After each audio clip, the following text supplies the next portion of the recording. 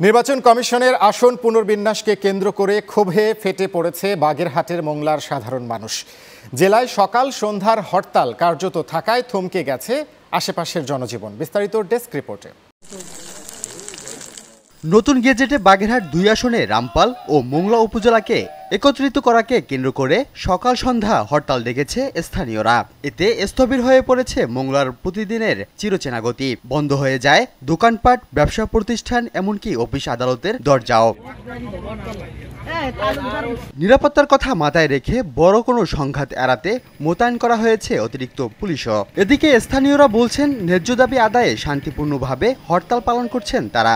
দাবি আদায় না হলে বড় ধরনের কর্মসূচির ঘোষণা তাদের। বাগেরহাট জেলার 4টি আসন থেকে একটা আসন বিলুপ্ত হওয়ার কারণে সেই উদ্দেশ্যে আমরা এই 4টি আসন পাইতে পারি, এই কারণে আমরা আজকে হরতাল পালন করতেছি। আমাদের এই দাবি পূরণের আগ পর্যন্ত আমরা ইপিজেড, কলকারখানা, অর্থনৈতিক জোন, ইকোনমি জোন, বন্দর, অফিস আদালত, ব্যাংক, শিক্ষা প্রতিষ্ঠান সমস্ত কিছু বন্ধ রাখবো।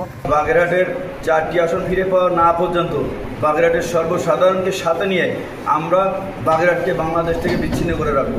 5 দিনের কর্মসূচি হিসাবে মঙ্গলবার বিক্ষোভ মিছিল করবে সর্বদলীয় সম্মিলিত কমিটি এবং সেই সাথে বুধবার ও বৃহস্পতিবার টানা 2 দিন হরতাল পালন করবে তারা। Channel 9 news desk.